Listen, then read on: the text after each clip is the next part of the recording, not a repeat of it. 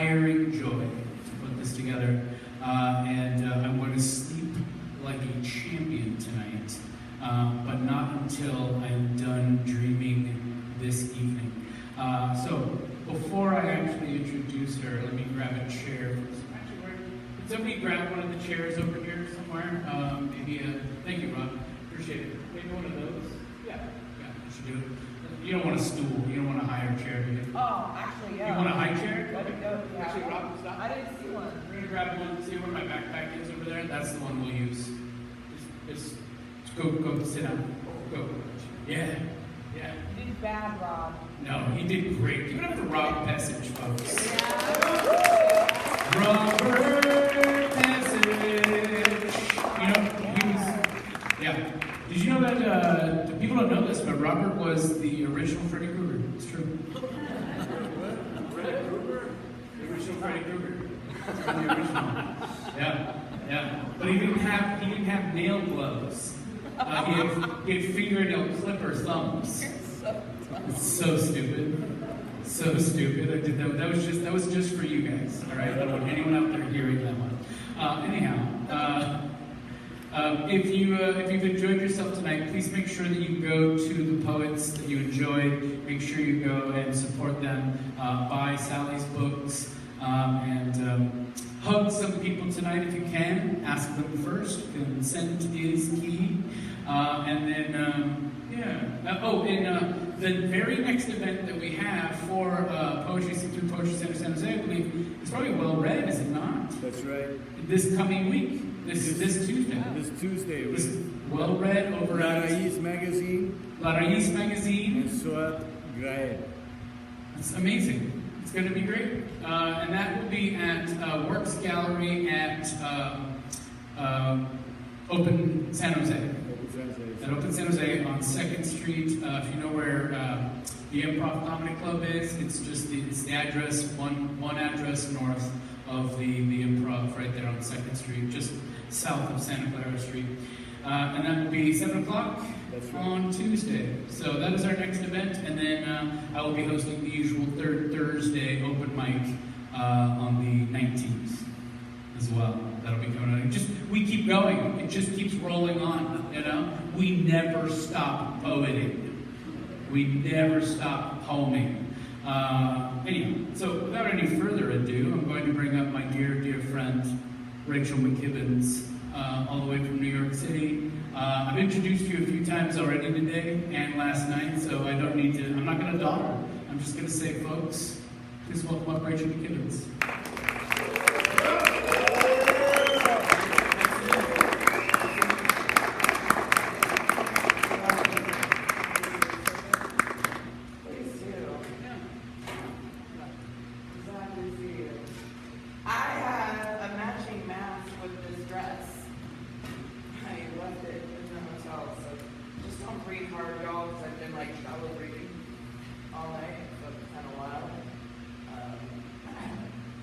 I've learned how to breathe, like, in spaces where I forgot my mouth.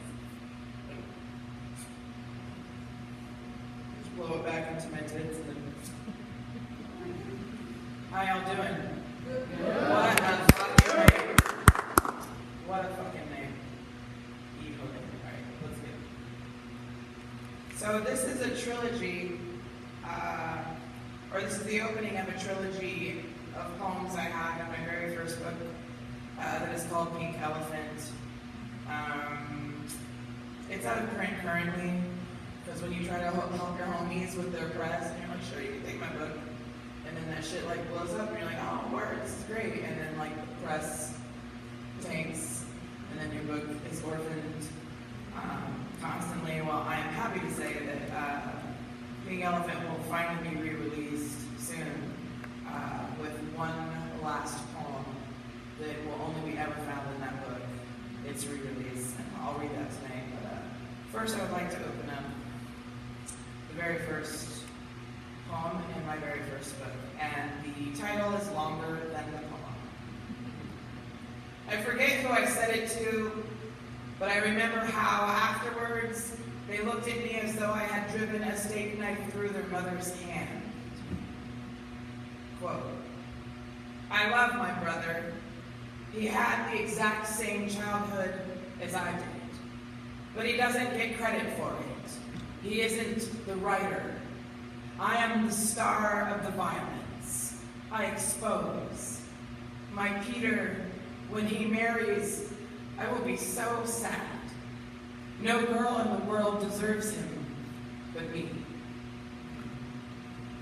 This is the opening of a trilogy I called the Escape Trilogy. There were 3 times where me and my brother tried to run away. The first time was after we realized God was too busy for kids like us. So we filled a shopping bag full of toys, spoons, and a jar of peanut butter, climbed the wall behind our apartment complex and walked along the train tracks, where we had sacrificed handfuls of pennies and misbehaved dolls. I was 6 years old, wearing a nightgown and flip-flops, my brother shirtless in swim trunks, wearing no shoes at all. And it's funny to me now, picturing 2 children running away, as unprepared as fed-up housewives. Where did we imagine we could go? What new home would drop from the sky for us? Which saint would dare bust from its plaster shell to scoop us from our ugly lives? Remember the awful moment you figured out what is yours is yours. Maggots in the kitchen sink, mother passed out on the porch, how it felt after the 3rd abortion, that unrelenting itch in your heart. It's why you are here now, carrying a bag full of things that will not help you. Why houses fill with those less deserving. Why saints hold their hands out to everyone but you. Thanks.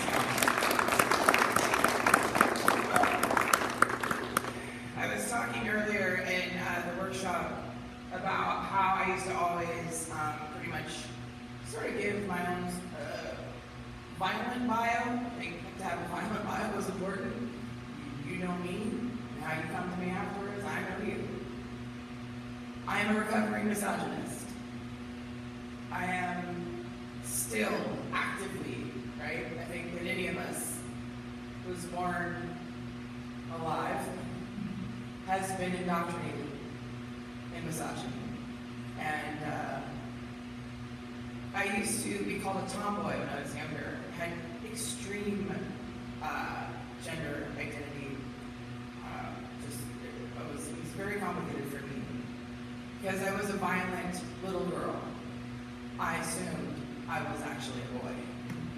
Because I didn't understand that violence could be perpetrated by others besides men. Raised by my father, 5 convict uncles in and out of prison. You know, in opposing Chicano gangs. Wow. Like, it was a time. I would be called tomboy, and I didn't understand that. And then when I watched the movie Splash, the mermaid, who was only half woman, felt more woman and female than I felt. And I was talking about that movie and how I used to masturbate to Daryl Hannah's naked ass walking down a pier. And you were the first room to ever know that was the catalyst for this poem, which is called Tomboy. The last time Father took us to the beach, I smuggled a mermaid into the car, kept her hidden beneath a pile of blankets and wet towels. After dinner, I snuck into the garage, dragged her into my room by her slippery wrists. She lived inside my closet for weeks, smacking her rotting tail against the door, its scales spilling to the floor like green coins. I begged her to teach me the love in women, to help me seem less unnatural, but her words rippled in her throat. A wild ocean language I could not comprehend. Give me something, I warned, or I will dry you out. writhed beneath my voice as I spit words that slurred her flesh. It was my own wild language passed down to me by my father.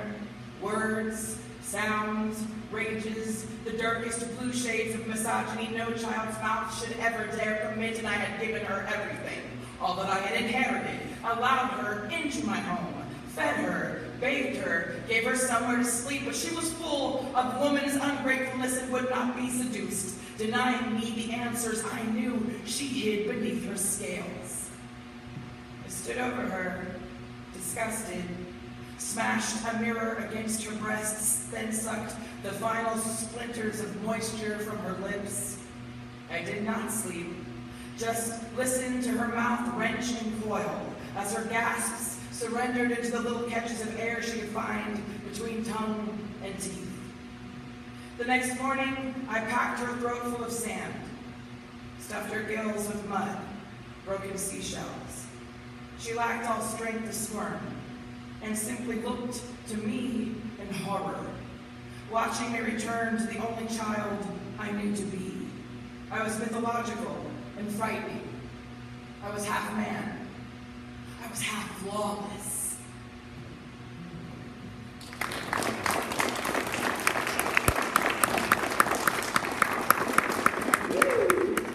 Slipping and sliding. All right, so I'm going to read a few poems from my third full-length book, Blood. So what's funny, I don't know if Mike understands this. He's known me longer than anyone else in this room. But I don't actually talk a lot. I don't speak much. But we always seem to be in situations where it has demanded of me more talking than you will hear me do for any of the rest of the year. So my voice gets raspy after talking for only about 20 minutes. So if it goes out, I will just, I almost said bequeath the poems, but I don't think I've got the stamina anymore. It was a long flight the other night. What did you say? When you have the feel. I just let the record show. Vouch. Look at this, matching shirts, dresses, I had a mask, it was a whole thing. It can't not be like this. Hi, are we here still? Yeah. Word. So, I wanted to do this shit. Oh, there was this, okay, so I'm going to read you the third, because it comes back around. I often do callbacks to my poems from earlier books.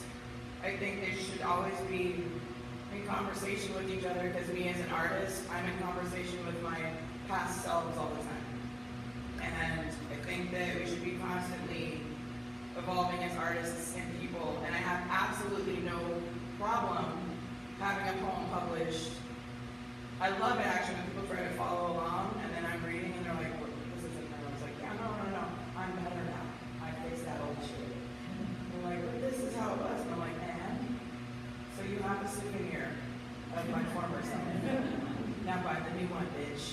I didn't say that like that. You know it was worse? Yeah, it was worse. The second time that I tried to run away from home was actually, my brother refused to go. And my stepmother, tiny stepmother, they were never actually married, it was her turn to try to run away with me. And that failed miserably. And then there was this moment that my brother didn't even know about until this book was released. And my dad had been so drunk when this moment happened, my brother had to call me and see if that was true. Because he's like, Dad, did Rachel do that? And I was like, oh, who gives a fuck? I don't know. But that really broke my heart, because I really thought it was this moment between us that was understood and cemented in the history of like the Camacho lineage. And instead, this drunk ass didn't remember shit. But it was wild, because I'll tell you what I said to my brother when he asked. This is called The Last Time. I did it, alone, without leaving. The welt on my face still hot, I crept downstairs, pried open the toolbox and grabbed the hammer with his initials burned deep into the handle. Upstairs, my brother slept in his room, a glass box of reptiles watching over him. I turned the knob slowly, stood over my father's body, his chest heaving, then shaking, then sinking, when his tongue rattled, then stopped. The whites of his eyes rolled over, and he stared only at the weapon in my hand. And I looked at him and said, "If you ever touch us again, I will kill you." And then he saw me.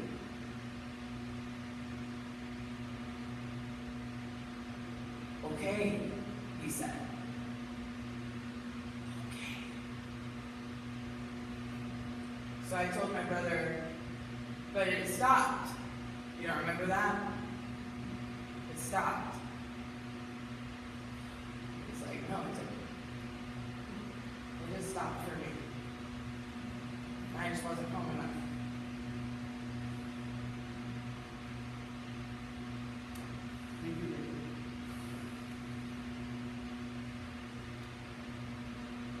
In Blood, there is the trilogy of Coming Back to Life, which is homage to this one. The first time it came back to life was in 1980. I awakened, head a blue labyrinth trapped in sound, a grotesque clutter, the meet of a cartoon bird, sticky flock of children screeching in the courtyard. Like that. Don't chase it, but I won't leave it. And then a voice, or voices I didn't recognize. The ruined gasp emerging from within my cut-off throat. I unwrapped the telephone cord. How long had I been down? Skull fever pounding from the blackout body feathered in sweat. I listened to the room, felt the rush and shuffle of my heart, a felled finch, lavender shock of resurrection. Lucky my dad was not awake to find me there, his radiant little death inventor with X'd-out eyes, a halo of birds circling my dome. Lucky to have outlived this unripened error. Can you imagine it? A child standing in the mouth of the underworld, pleading for a timeout, trying to reason with whatever's in charge. No, I never meant to stay dead. I simply wanted a sweeter life.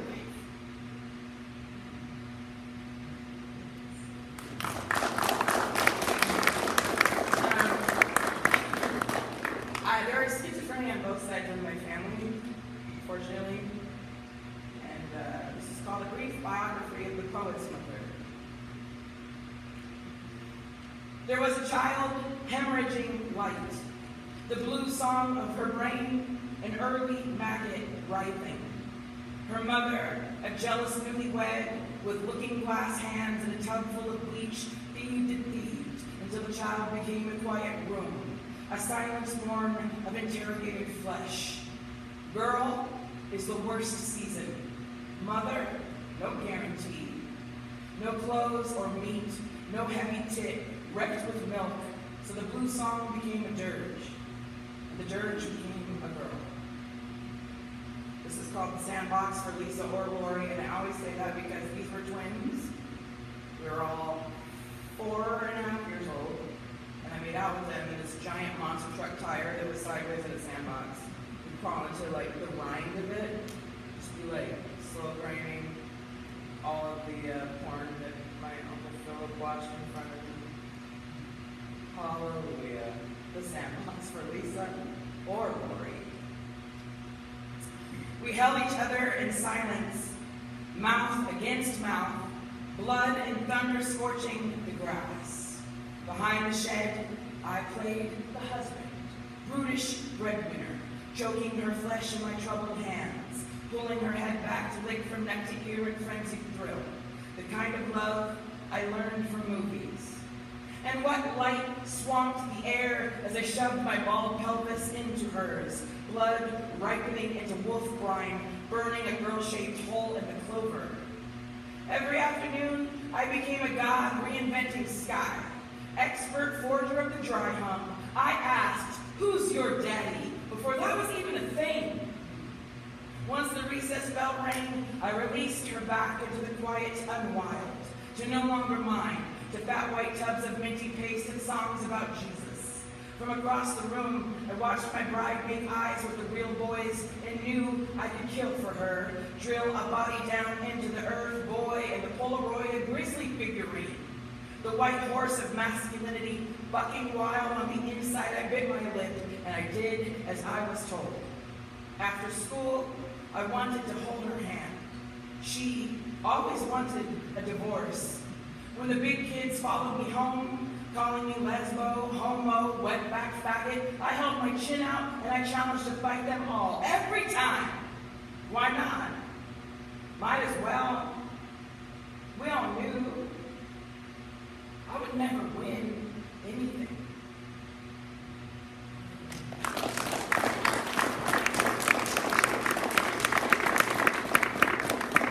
Drought, California. It was the last time I ever heard this particular phrase on a news channel, but my son turned to me and said, "What's an illegal alien?" Once they have rid their bodies of an impossible country, become flatbed livestock in migration, you coined them, not of this earth, beings of neither flesh nor light.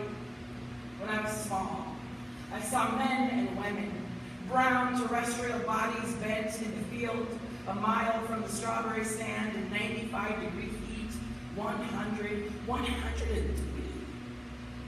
And I asked my father to stop the car, to gobble each sunlit jewel, adorn my mouth with bleeding seeds. "No," he'd answer, sharply, as if their sweat contagious. When the woman at the taqueria attempted to speak to me in audible hieroglyphics, I knew it was something mine, but not habla español, my father said. My closed mouth, a thorn shoved hard into her lip. When my great-grandparents arrived from Guanajuato, they wore no disguises. Mercedes, vibrant in a handmade dress, Pedro, my father's namesake, the silent gentleman's hat. Did they too imagine becoming ghosts like I have, like I do? Boneless satellites in lace swaying above their children's heads. If no child of mine becomes a poet, will the absence of my tongue shimmer like betrayal in their mouths?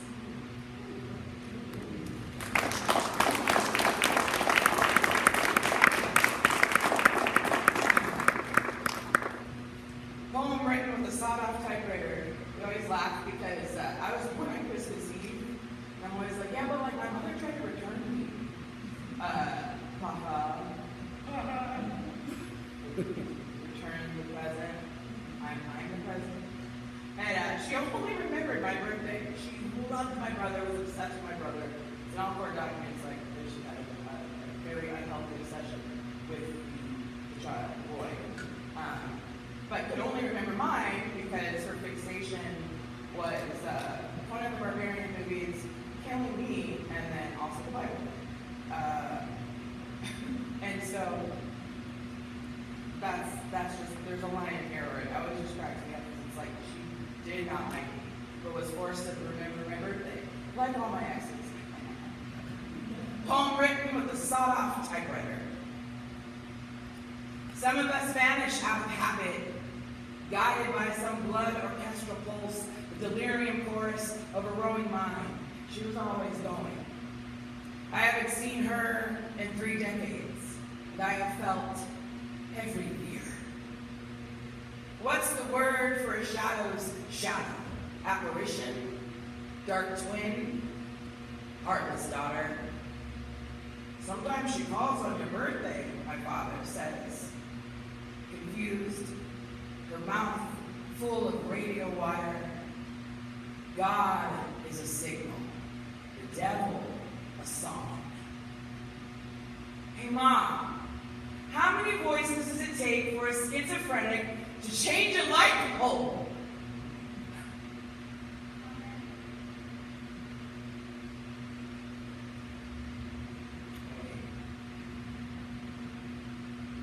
I'm sorry.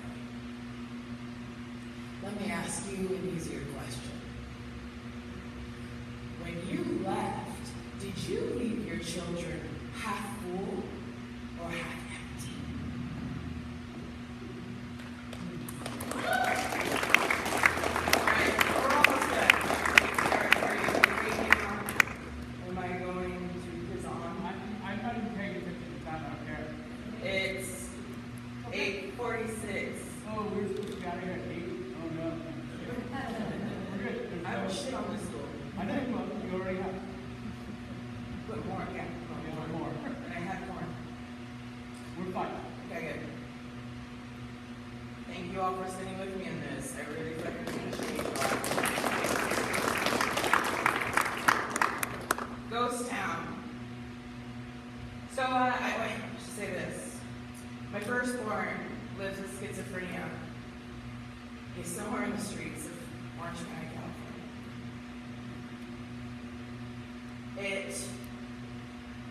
I recognized it in him very early. It was just clear. There was just a flatness behind the eyes. And he has what's called marijuana-induced psychosis. I don't know if anyone's ever heard of that. But if you have the gene, you can wake it up and it never goes back to sleep. It took me a long time to allow my body to not feel pain. Because of that genetic fact, I have endured such chronic deep pain. I was so scared to relieve myself and then open the door.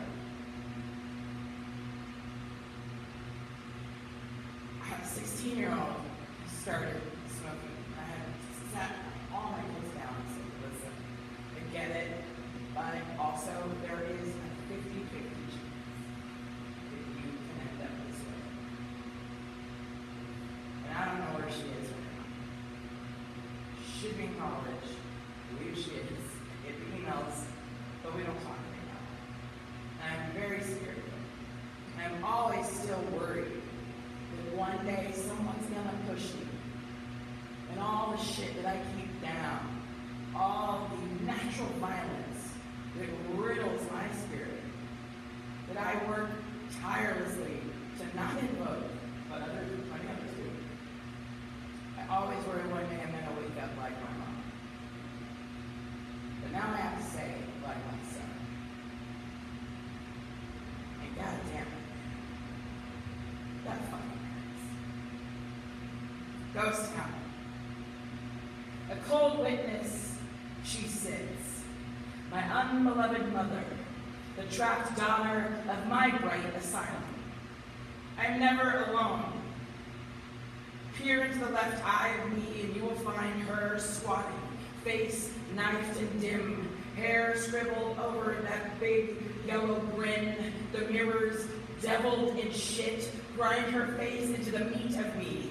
Pale, pale, I eat abandoned houses to keep her fed. Give her spoiled milk until her teeth go dead. She tumors me a song, and it would take a gun to birth her. Oh, bullet, oh, midwife, draw the lunatic out. Throw that boy slanted with badness into the cemetery air. Give me a field of rotting crows, and I will bury her there.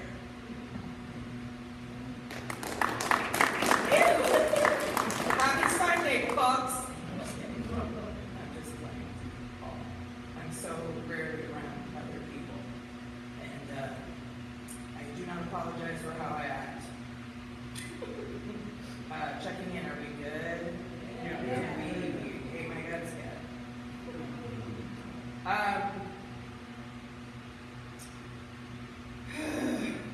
You know when sometimes you, so I will say this, this is the only place I feel even appropriate with this particular, particular set. And it is a testament to the spectacular community embroidery that happens particularly in San Jose, that I've recognized since 2001, to be honest. And I was telling some folks at the table how the first time I read, like coming from like Long Beach, Santa Ana, all that shit, like I really thought my work could do a different thing, especially in that particular era of spoken word, 2001, right? And I was appreciated. You could tell that the motherfuckers were super scared because the reading that I read at had a shrine to Ronald Reagan on the side of front of it. What do you got? I just remember just kicking, what the fuck is this shit? Just laughing and just going in. And they were just so astonished by me. And then I went to the West Coast Regional Producer. And I was saying, I needed a perfect score for my team to win. I'm not going to have a rookie first year, I know what the fuck I was doing. And I'll never forget, like, Team LA, Team, Hollywood, everybody. I didn't feel rooted for it. I was like, we're from here. But the Bay, they were leaning in. They were, like, pumping the fucking audience. They were holding my work above everything else, above the competition. And I got a 30. I fucking won. And they helped me beat themselves. And that, to me, is the fucking spirit of it all. Like, I fought with you forever. Like, it's exquisite love. You truly care about the fucking word. That's not common. I'm gonna close out with this. Here we go. Actually, maybe I might just do two more. Is that cool? And then we're out. I promise. We'll run away. Together and get married. Under the moon. Will it be tracing? And I don't know. There might be tracing. Where is this right. On October 22nd, 2021, after essentially breaking up with my dad and brother, I was living in New York, but we saw a very different COVID than what my brother and dad were telling me. They would send me selfies of themselves. Look, we're in a bar, sports bar right now, we're watching the game. Hundreds of people packed. While I'm like literally wearing a mask to my fucking car. Because I don't know if the UPS driver breathed so fucking hard and that shit's hanging that I'm not fucking around. I don't know what the fuck. Right? I didn't know anything. And eventually, when he found out that I was considering getting the kids jabbed, my dad was like, "You're a fucking sheep. How dare you poison my grandchildren?" And I was like, paraphrasing, I was like, "You piece of shit. You child pounding, soul obliterating man. You're gonna die."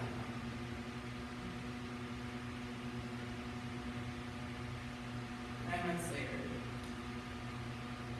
I received the following text message from my brother in Southern California. "I've been too distraught to tell you. Dad passed away at 2:42 p.m. today. Our dad. Pete Camacho Sr. was 67 years old when he died of COVID pneumonia. My brother Peter succumbed to the same virus 17 days later. He was 44. For my brother and father, who died and died." So I didn't answer the phone for days after my dad passed. After my brother wouldn't let me in the house because I was vaccinated, and my daughter was vaccinated. Wouldn't let us in, you're shedding. So I'm like, "I hear you, and you're dying, man." He's like, no, they released me from the hospital, I'm fine. And what's wild is, so then I went and just had fun. I went to stupid Disneyland. This is what all the cholas do in Anaheim. So my middle name is Ann, because I was born in Anaheim, okay? Stupid. Anyway, fuck them, they're give to Israel. So, anyways, so we're chilling, we're having a great time.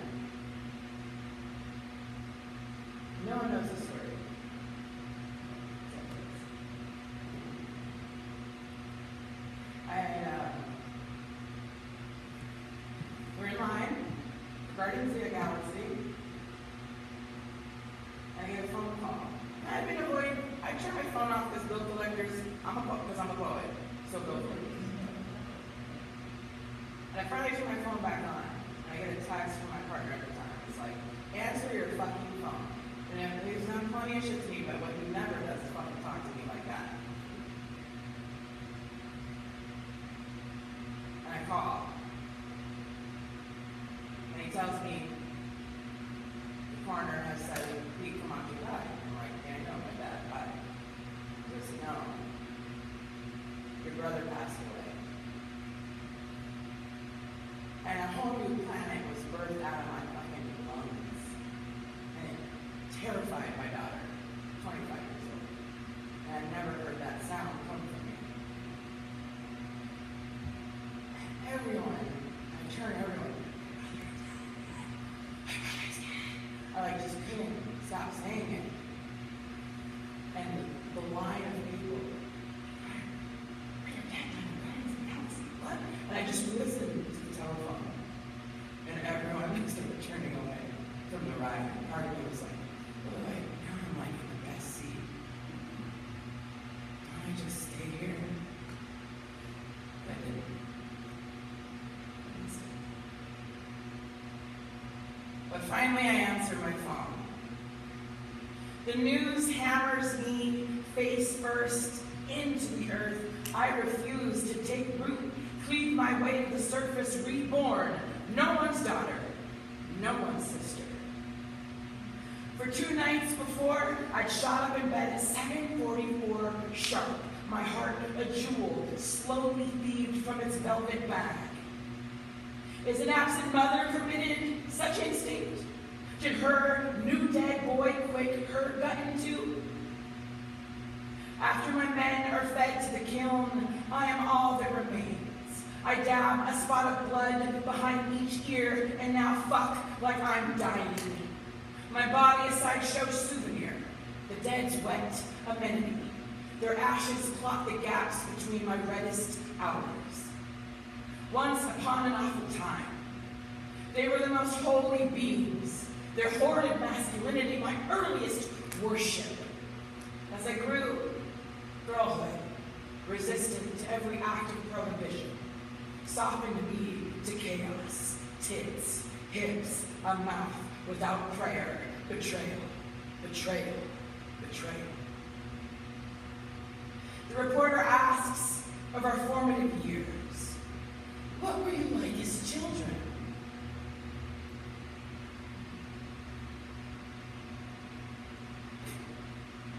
We were never children. Ask instead how heartless the imagination can get, how blue. The tortured animal for the Sundays we were bruised awake. The pinched arm of a loved child from the mother who spat us out. Ask why we sew the curtains shut and never answer the phone. Still, you don't know my real name. I don't know my real name. My Peter slid down the bathroom wall, mouth hung open, as if to eat those final strands of light, while our mother, busy little siphoner, crawled through his kitchen window. Saddled by loss, I'm broken in. Morning gallops and gallops over me. Dare I speak of inheritance? What am I willing to pass down? Why bother naming children grandmothered by schizophrenia? I need who is mine to be, only mine. Once I wrote how I threatened our father with a hammer, and once my brother asked if the story was true. Once both men forgot why the hitting died down.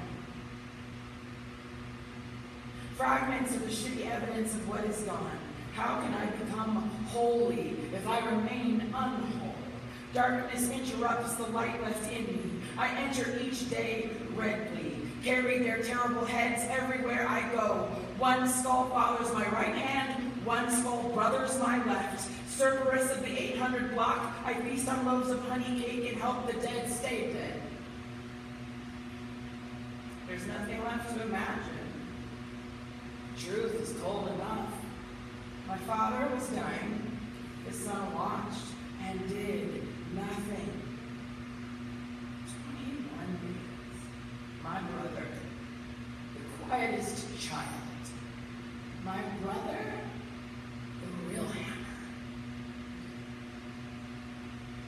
I worry for Peter, alone in the morgue, refrigerated, no clothes.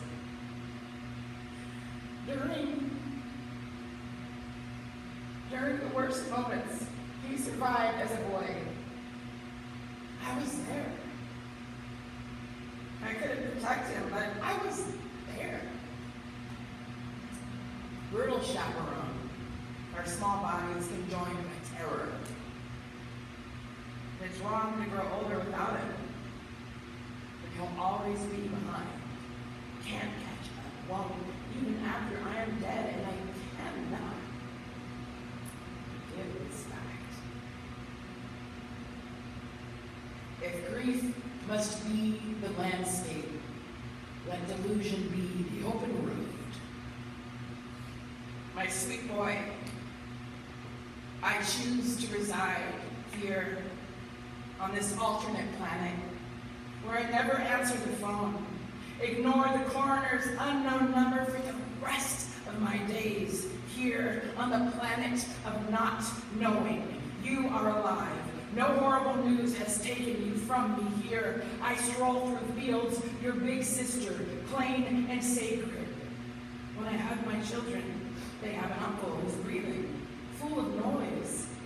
On this planet of not knowing, I lie in bed 3,000 miles away, and you are just an ordinary man eating a comforting meal, laughing in an old Eddie Murphy routine, your shoes next to the front door pointed north.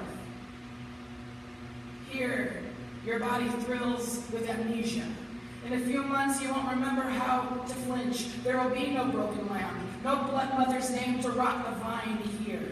The shrapnel of your earliest years slips from every wound. Lift your face to the loaded moon, you radiant air of forgetting.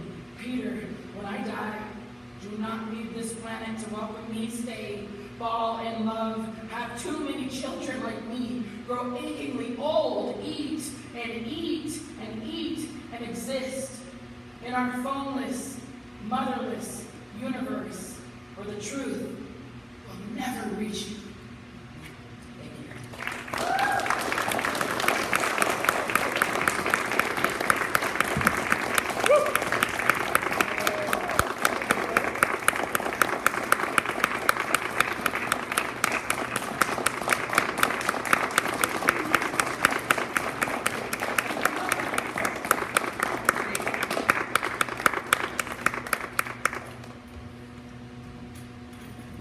That's my friend Rachel McKibbens, folks. Can we give her another round of applause? My sister.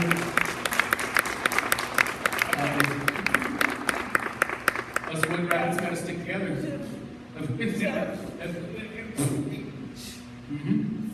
Exactly. That's what I thought. Folks, we've made it through an entire poetry festival.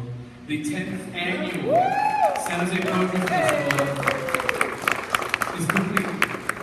We've done it, and I just want to thank everybody for being a part of this. Those of you who've been able to attend multiple events, those of you who could only come tonight. It doesn't matter how much you got to experience, you got to experience some of it.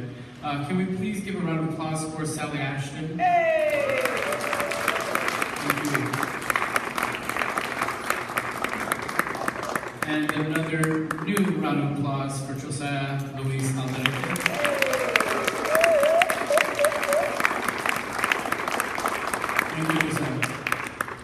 And how about, wow, yeah. It's funny how you can go from the most vulnerable words and then just slapping some thighs. Immediate ass clown. Yeah, I know. That's what I love that about you. Can I give a round of applause for the president of Poetry Center San Jose, Robert Message?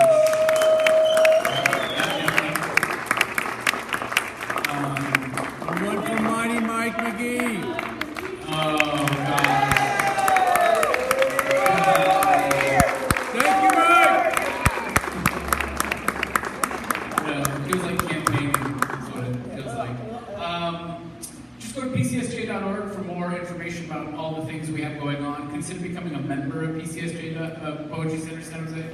And I want to thank anyone on the board of directors, Elizabeth Jimenez Montalvo, thank you Scorpiana, thank you David Perez, thank you Shaka Campbell.